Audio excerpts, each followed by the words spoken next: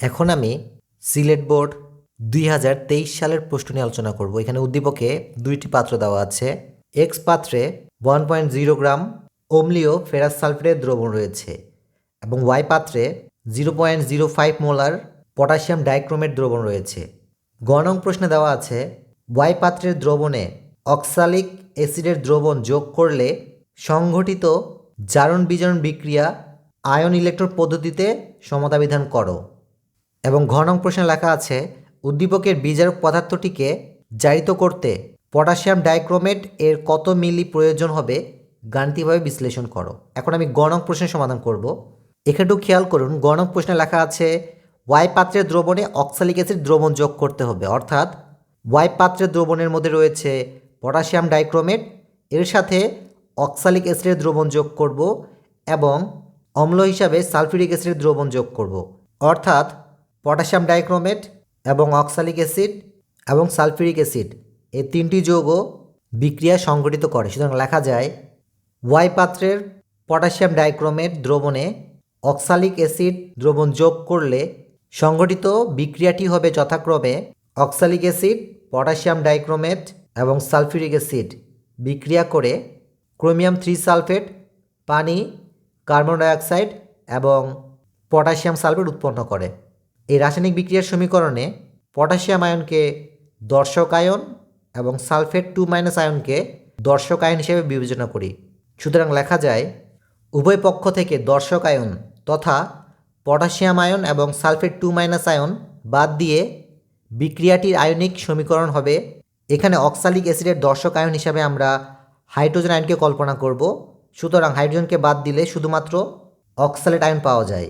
একইভাবে potassium dichromate যোগে পটাশিয়ামকে দর্শক আয়ন হিসাবে বিবেচনা করলে শুধুমাত্র ডাইক্রোমেট আয়ন থাকে এবং সালফিউরিক অ্যাসিড যোগে সালফেটকে দর্শক আয়ন হিসেবে বিবেচনা করলে এখানে শুধুমাত্র হাইড্রোজেন আয়ন থাকে এবং উৎপাদে ক্রোমিয়াম 3 সালফেট যোগে সালফেট 2- আয়নকে দর্শক আয়ন হিসাবে বিবেচনা করলে এখানে শুধুমাত্র ক্রোমিয়াম 3+ আয়ন থাকে এবং উৎপাদে পানি রয়েছে, পানিতে কোনো দর্শক আয়ন নেই, সেহেতু এখানে পানি হবে এবং উৎপাদে কার্বন ডাইঅক্সাইডে কোনো দর্শক আয়ন নেই, সেজন্য এখানে কার্বন ডাইঅক্সাইডই থাকবে। এবং এখানে একটু খেয়াল করুন, এখানে পটাশিয়াম সালফেট এই যোগে পটাশিয়ামও দর্শক আয়ন এবং সালফেটও দর্শক আয়ন, এই জন্য পটাশিয়াম সালফেট যৌগটি বাদ যায়। এখন আমরা অক্সাইড আয়নে কার্বনের জারণ মান নির্ণয় করব। সুতরাং লেখা যায় অক্সালেট আয়ন, যেহেতু এখানে আমরা কার্বনের জারণ মান নির্ণয় করছি কাজেই কার্বনের পরিবর্তে এক্স দিব এবং যেহেতু দুইটি কার্বন পরমাণু রয়েছে এই জন্য এক্সের সাথে 2 মাল্টিপ্লাই হয়ে যাবে, ব্র্যাকেট ক্লোজ, প্লাস অক্সিজেনের জারণ মান -2, এই জন্য এখানে আমরা -2 দিব, মাল্টিপ্লাই যেহেতু এখানে 4টি অক্সিজেন পরমাণু রয়েছে এই জন্য এখানে -2 সাথে 4 মাল্টিপ্লাই হয়ে যাবে সমান সমান -2, বা 2 সাথে x গুণ করলে 2x থাকে এবং এই অংশটিকে হিসাব করলে পাওয়া যায় -8 সমান সমান -2, বা 2x সমান সমান -2 প্লাস 8, বা 2x সমান সমান +6, বা x সমান সমান +6/2, বা x সমান সমান +3। এখানে আমরা কার্বনের জারণ মানকে x হিসেবে চিহ্নিত করেছি এবং x এর মান যেহেতু +3 পেয়েছি সুতরাং বলা যায় অক্সালেট আয়নে কার্বনের জারণ মান হচ্ছে 3+।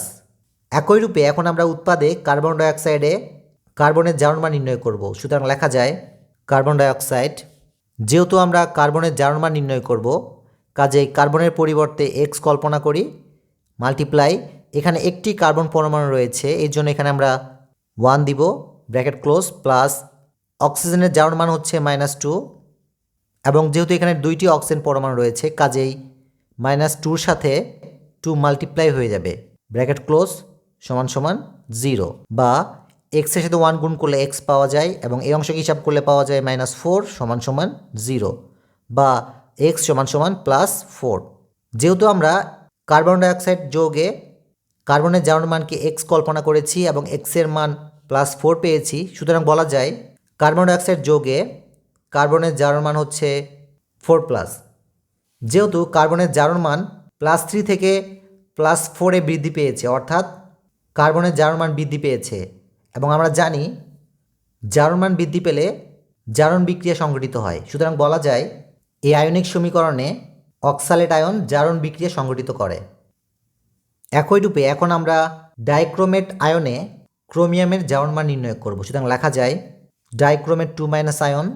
যেহেতু আমরা ক্রোমিয়ামের জারণ মান নির্ণয় করব, কাজেই এখানে এক্স কল্পনা করি এবং এখানে দুইটি ক্রোমিয়াম পরমাণু রয়েছে, কাজে এক্সের সাথে 2 মাল্টিপ্লাই হয়ে যাবে, ব্র্যাকেট ক্লোজ, প্লাস অক্সিজেনের জারণ মান -2 এবং যেহেতু এখানে 7টি অক্সিজেন পরমাণু রয়েছে, কাজেই -2-র সাথে 7 মাল্টিপ্লাই হয়ে যাবে, ব্র্যাকেট ক্লোজ, সমান সমান -2 বা 2-র সাথে এক্স গুণ করলে 2x পাওয়া যায় এবং এই অংশকে হিসাব করলে পাওয়া যায় -14 সমান সমান -2 বা 2x সমান সমান -2 প্লাস 14 বা 2x সমান সমান ডান পাশে অংশকে হিসাব করলে পাওয়া যায় 12 বা x সমান সমান 12/2 বা x সমান সমান +6।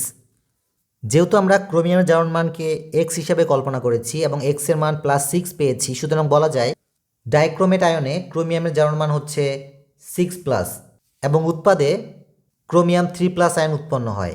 যেহেতু এখানে ক্রোমিয়ামের জারণ মান 6+ থেকে 3+এ পরিণত হয়, অর্থাৎ জারণ মান হ্রাস পেয়েছে। আমরা জানি যে যদি জারণ মান হ্রাস পায় সেখানে বিজারণ বিক্রিয়া সংঘটিত হয়। সুতরাং বলা যায় ডাইক্রোমেট আয়ন বিজারণ বিক্রিয়া সংঘটিত করে। যেহেতু এই রাসায়নিক বিক্রিয়ায় অক্সালেট আয়ন জারণ বিক্রিয়া সংঘটিত করে, সুতরাং জারণ অর্ধবিক্রিয়াতে অক্সালেট আয়ন 2টি ইলেকট্রন ত্যাগ করে 2 মোল কার্বন ডাইঅক্সাইড গ্যাস উৎপন্ন করে। এখানে অক্সালেট আয়ন 2টি ইলেকট্রন ত্যাগ করার কারণ হচ্ছে প্রতিটি কার্বন পরমাণু একটি করে ইলেকট্রন ত্যাগ করে 3+ থেকে 4+এ পরিণত হয়। যেহেতু অক্সালেট আয়নে 2টি কার্বন পরমাণু রয়েছে, এই জন্য অক্সালেট আয়ন 2টি ইলেকট্রন ত্যাগ করে 2 মোল কার্বন ডাইঅক্সাইড গ্যাস উৎপন্ন করে। সুতরাং জারণ অর্ধবিক্রিয়াতে অক্সালেট আয়ন 2টি ইলেকট্রন ত্যাগ করে 2 মোল কার্বন ডাইঅক্সাইড গ্যাস উৎপন্ন করে। একইভাবে যেহেতু ডাইক্রোমেট আয়ন বিজারণ বিক্রিয়া সংঘটিত করে, তাই বিজারণ অর্ধবিক্রিয়াতে ডাইক্রোমেট আয়ন 6টি ইলেকট্রন গ্রহণ করে ক্রোমিয়াম 3+ আয়ন উৎপন্ন করে। এখানে ডাইক্রোমেট আয়ন 6টি ইলেকট্রন গ্রহণ করার কারণ হচ্ছে বিজারণ বিক্রিয়াতে ক্রোমিয়াম 3টি ইলেকট্রন গ্রহণ করে ক্রোমিয়াম 6+ আয়ন থেকে ক্রোমিয়াম 3+ আয়নে পরিণত হয় এবং ডাইক্রোমেট আয়নে 2টি ক্রোমিয়াম পরমাণু রয়েছে, এই জন্য ডাইক্রোমেট আয়ন মোট 6টি ইলেকট্রন গ্রহণ করে। এবং এই বিজারণ অর্ধবিক্রিয়াতে যেহেতু বিক্রিয়কে 7টি অক্সিজেন পরমাণু রয়েছে, এই অক্সিজেন পরমাণুকে ব্যালেন্স করার জন্য উৎপাদে 7 মোল পানি উৎপন্ন হবে। এখানে অক্সিজেনকে ব্যালেন্স করতে গিয়ে উৎপাদে 7 দুগুণে 14 অর্থাৎ 14টি হাইড্রোজেন পরমাণু উৎপন্ন হয়। এই হাইড্রোজেন পরমাণুকে ব্যালেন্স করার জন্য বিক্রিয়কে 14টি হাইড্রোজেন আয়ন দিতে হবে। সুতরাং বিজারণ অর্ধবিক্রিয়াতে ডাইক্রোমেট আয়ন 6টি ইলেকট্রন গ্রহণ করে এবং 14 মোল হাইড্রোজেন আয়নের সাথে যুক্ত হয়ে ক্রোমিয়াম 3+ আয়ন এবং 7 মোল পানি উৎপন্ন করে। জারণ অর্ধবিক্রিয়াকে আমরা 1 নং সমীকরণ দ্বারা চিহ্নিত করব এবং বিজারণ অর্ধবিক্রিয়াকে আমরা 2 নং সমীকরণ দ্বারা চিহ্নিত করব। যেহেতু জারণ অর্ধবিক্রিয়াতে 2টি ইলেকট্রন অপসারিত হয় এবং বিজারণ অর্ধবিক্রিয়াতে 6টি ইলেকট্রন গৃহীত হয়, এই ইলেকট্রনকে ব্যালেন্স করার জন্য 1 নং সমীকরণকে 3 দ্বারা গুণ করি।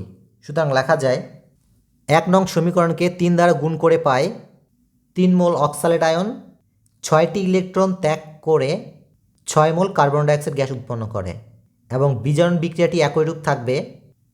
এই প্রাপ্ত সমীকরণ দুটিতে 6টি ইলেকট্রন আদান প্রদান ঘটে, তাই 6টি ইলেকট্রন এবং 6টি ইলেকট্রন কাটাকাটি যায়। সুতরাং বিক্রিয়ক হিসাবে অর্থাৎ তীর চিহ্নের বামে 3 মোল অক্সালেট আয়ন এবং ডাইক্রোমেট আয়ন এবং 14 মোল হাইড্রোজেন আয়ন থাকে এবং উৎপাদে ক্রোমিয়াম 3+ আয়ন এবং 7 মোল পানি এবং 6 মোল কার্বন ডাইঅক্সাইড থাকে। এখন আমরা এই সমীকরণে দর্শক আয়ন যোগ করি। সুতরাং লেখা যায় দর্শক আয়নের উপস্থিতিতে বিক্রিয়াটি হবে, এখানে একটু খেয়াল করুন, ঋণাত্মক অক্সালেট আয়নের সাথে ধনাত্মক হাইড্রোজেন আয়ন যুক্ত হবে। সুতরাং ধনাত্মক হাইড্রোজেন আয়নের সাথে ঋণাত্মক অক্সালেট আয়ন যুক্ত করলে সংকেতটি হবে H এবং ব্র্যাকেটের ভিতর C2O4। যেহেতু হাইড্রোজেনের জারণ মান 1 কাজে এখানে 1 হবে এবং অক্সালেট আয়নের জারণ মান যেহেতু 2 কাজেই হাইড্রোজেনের নিচে 2 হবে। সুতরাং সংকেতটি দাঁড়ায় H2C2O4। সুতরাং বলা যায় ঋণাত্মক অক্সালেট আয়নের সাথে হাইড্রোজেন আয়ন যুক্ত হলে H2C2O4 অর্থাৎ অক্সালিক অ্যাসিড পাওয়া যায়। ব্যালেন্সের জন্য এখানে 3 হবে। এবং ঋণাত্মক ডাইক্রোমেট আয়নের সাথে ধনাত্মক পটাশিয়াম আয়ন যুক্ত হবে। সুতরাং ধনাত্মক পটাশিয়াম আয়নের সাথে ঋণাত্মক ডাইক্রোমেট আয়ন যুক্ত করলে সংকেতটি হবে K এবং ব্র্যাকেটের ভিতর ক্রোমিয়াম 2 অক্সিজেন 7। যেহেতু পটাশিয়ামের জারণ মান 1 কাজে এখানে 1 হবে এবং ডাইক্রোমেটের জারণ মান যেহেতু 2 কাজেই পটাশিয়ামের ডান পাশের নিচে 2 হবে। সুতরাং সংকেতটি দাঁড়ায় K2 ক্রোমিয়াম 2 অক্সিজেন 7। সুতরাং বলা যায় ঋণাত্মক ডাইক্রোমেট আয়নের সাথে ধনাত্মক পটাশিয়াম আয়ন যুক্ত হলে পটাশিয়াম ডাইক্রোমেট পাওয়া যায় এবং ধনাত্মক হাইড্রোজেন আয়নের সাথে ঋণাত্মক সালফেট আয়ন যুক্ত হবে। সুতরাং ধনাত্মক হাইড্রোজেন আয়নের সাথে ঋণাত্মক সালফেট আয়ন যুক্ত হলে সংকেতটি হবে H এবং ব্র্যাকেটের ভিতর SO4। যেহেতু হাইড্রোজেনের জারণ মান 1 কাজে এখানে 1 হবে এবং যেহেতু সালফেটের জারণ মান 2 কাজে হাইড্রোজেনের ডান পাশের নিচে 2 হবে। সুতরাং সংকেতটি হবে H2SO4। সুতরাং বলা যায় ধনাত্মক হাইড্রোজেন আয়নের সাথে ঋণাত্মক সালফেট আয়ন যুক্ত হলে H2SO4 অর্থাৎ সালফিউরিক অ্যাসিড উৎপন্ন হয় এবং হাইড্রোজেনের ব্যালেন্সের জন্য এখানে 4 হবে। কারণ ইতিমধ্যে 14টি হাইড্রোজেন আয়নের মধ্যে অক্সালিক অ্যাসিডে 3 দুগুণে 6 অর্থাৎ 6টি হাইড্রোজেন আয়ন ব্যবহৃত হয়েছে। কাজে অবশিষ্ট থাকে 8টি হাইড্রোজেন আয়ন। কাজেই এখানে আমি 4 দিয়েছি, কারণ 4 এর সাথে 2 মাল্টিপ্লাই করলে 8 পাওয়া যায়। এবং উৎপাদে ক্রোমিয়াম 3+ আয়নের সাথে ঋণাত্মক সালফেট আয়ন যুক্ত হবে। সুতরাং ক্রোমিয়াম 3+ আয়নের সাথে ঋণাত্মক সালফেট আয়ন যুক্ত হলে সংকেতটি হবে ক্রোমিয়াম ব্র্যাকেটের ভিতর SO4। যেহেতু ক্রোমিয়ামের জারণ মান 3 কাজে সালফেটের ডান পাশে নিচে 3 হবে এবং সালফেটের জারণ মান যেহেতু 2 কাজেই ক্রোমিয়ামের ডান পাশের নিচে 2 হবে। সুতরাং সংকেতটি হবে ক্রোমিয়াম 2 SO4 এবং ব্র্যাকেটের বাইরে 3। সুতরাং বলা যায় ক্রোমিয়াম 3+ আয়নের সাথে ঋণাত্মক সালফেট আয়ন যুক্ত হলে ক্রোমিয়াম 3 সালফেট পাওয়া যায় এবং উৎপাদে 7 মোল পানি রয়েছে এবং 6 মোল কার্বন ডাইঅক্সাইড গ্যাস রয়েছে। এবং পরিশেষে দর্শক আয়ন এবং দর্শক আয়ন অ্যাড হবে, অর্থাৎ ধনাত্মক পটাশিয়াম আয়নের সাথে ঋণাত্মক সালফেট আয়ন যুক্ত হবে। সুতরাং সংকেতটি হবে K এবং ব্র্যাকেটের ভিতর SO4। যেহেতু পটাশিয়ামের জারণ মান 1 কাজেই সালফেটের ডান পাশের নিচে 1 হবে এবং সালফেটের জারণ মান যেহেতু 2 কাজে পটাশিয়ামের ডান পাশের নিচে 2 হবে। সুতরাং সংকেতটি হবে K2SO4, অর্থাৎ বলা যায় পটাশিয়াম সালফেট। সুতরাং এই প্রাপ্ত সমীকরণটি হচ্ছে Y পাত্রের পটাশিয়াম ডাইক্রোমেট দ্রবণে অক্সালিক অ্যাসিড দ্রবণ যোগ করলে সংঘটিত বিক্রিয়াটির সমতাকৃত সমীকরণ। সুতরাং লেখা যায় এই প্রাপ্ত সমীকরণই উল্লেখিত বিক্রিয়ার সমতাকৃত সমীকরণ। এখন আমি ঘ নং প্রশ্নের সমাধান করব। ঘ নং প্রশ্নে লেখা আছে উদ্দীপকের বিজারক পদার্থটিকে জারিত করতে পটাশিয়াম ডাইক্রোমেট এর কত মিলি প্রয়োজন হবে গাণিতিকভাবে বিশ্লেষণ করো। অর্থাৎ উদ্দীপকের বিজারক পদার্থটি হচ্ছে ফেরাস সালফেট। এই 1 গ্রাম ফেরাস সালফেটকে সম্পূর্ণরূপে জারিত করতে কত ml পটাশিয়াম ডাইক্রোমেট প্রয়োজন সে আয়তনের মান নির্ণয় করতে হবে। সুতরাং লেখা যায় উদ্দীপকের বিজারক পদার্থটি হলো ফেরাস সালফেট এবং Y পাত্রে 1.0 গ্রাম অম্লীয় ফেরাস সালফেট পদার্থ রয়েছে এবং Y পাত্রে 0.05 মোলার পটাশিয়াম ডাইক্রোমেট দ্রবণ রয়েছে। আমরা মূলত পটাশিয়াম ডাইক্রোমেট এর প্রয়োজনীয় আয়তন অর্থাৎ V = W × 1000 / SM, এই সূত্রটি ব্যবহার করে প্রয়োজনীয় আয়তনের মান নির্ণয় করব। এখানে W হচ্ছে 1 গ্রাম ফেরাস সালফেটকে সম্পূর্ণরূপে জারিত করতে প্রয়োজনীয় পটাশিয়াম ডাইক্রোমেটের ভর, এবং S হচ্ছে পটাশিয়াম ডাইক্রোমেটের ঘনমাত্রার মান, এবং M হচ্ছে পটাশিয়াম ডাইক্রোমেটের আণবিক ভর। যেহেতু S এর মান 0.05 দেওয়া আছে এবং M হচ্ছে আণবিক ভরের মান, যা আমরা পটাশিয়ামের ডাইক্রোমেট সংকেত থেকে পাই, এই জন্য প্রথমে আমরা Y পাত্রের পটাশিয়াম ডাইক্রোমেটের ভরের মান নির্ণয় করব। সুতরাং বিক্রিয়া অনুসারে লেখা যায় অম্লীয় ফেরাস সালফেট এর সাথে পটাশিয়াম ডাইক্রোমেট এর সমতাকৃত বিক্রিয়াটি হবে 6 মোল ফেরাস সালফেট এবং 1 মোল পটাশিয়াম ডাইক্রোমেট এবং 7 মোল সালফিউরিক অ্যাসিড বিক্রিয়া করে 3 মোল ফেরিক সালফেট, 1 মোল ক্রোমিয়াম 3 সালফেট, 7 মোল পানি এবং পটাশিয়াম সালফেট উৎপন্ন করে। যেহেতু এখন আমরা 1 গ্রাম ফেরাস সালফেটকে সম্পূর্ণরূপে জারিত করতে প্রয়োজনীয় পটাশিয়াম ডাইক্রোমেটের ভরের মান নির্ণয় করছি, অর্থাৎ ফেরাস সালফেটের ভরের সাহায্যে পটাশিয়াম ডাইক্রোমেটের ভর নির্ণয় করছি। সুতরাং এই সমতাকৃত বিক্রিয়াটিতে 6 মোল ফেরাস সালফেটের ভরের মান হিসাব করব এবং 1 মোল পটাশিয়াম ডাইক্রোমেটের ভরের মান হিসাব করব। যেহেতু ফেরাস সালফেটের আণবিক ভরের মান 152 এবং যেহেতু এখানে 6 মোল ফেরাস সালফেট রয়েছে, কাজেই 6 এর সাথে 152 মাল্টিপ্লাই হয়ে যাবে। এটিকে হিসাব করলে পাওয়া যায় 912 গ্রাম।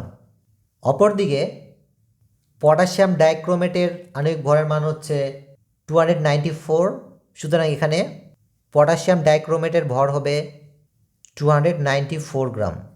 যেহেতু আমরা 1 গ্রাম ফেরাস সালফেটের ভরের সাহায্যে পটাশিয়াম ডাইক্রোমেটের ভরের মান নির্ণয় করছি, সুতরাং বিক্রিয়া অনুসারে লেখা যায় 912 গ্রাম ফেরাস সালফেট এর সাথে বিক্রিয়া করে 294 গ্রাম পটাশিয়াম ডাইক্রোমেট।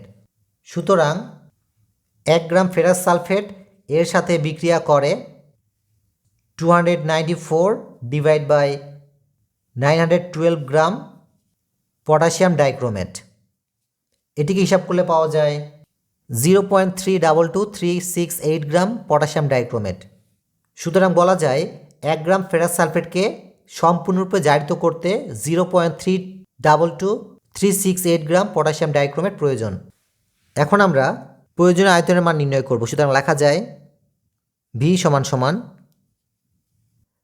W, অর্থাৎ ভরের মান নির্ণয় করেছি 0.322368 মাল্টিপ্লাই 1000 ডিভাইড বাই, এখানে S হচ্ছে ঘনমাত্রার মান যা দেওয়া আছে 0.05 মাল্টিপ্লাই M হচ্ছে আণবিক ভরের মান।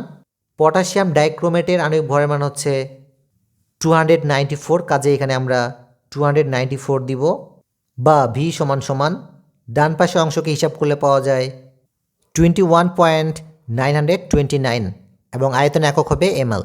সুতরাং বলা যায় যে 1 গ্রাম ফেরাস সালফেটকে সম্পূর্ণরূপে জারিত করতে 21.929 ml পটাশিয়াম ডাইক্রোমেট প্রয়োজন। সুতরাং উত্তর হিসেবে লেখা যায় উদ্দীপকের বিজারক পদার্থটিকে জারিত করতে 21.929 ml পটাশিয়াম ডাইক্রোমেট প্রয়োজন। সকলকে ধন্যবাদ দিই সুন্দরভাবে শোনার জন্য।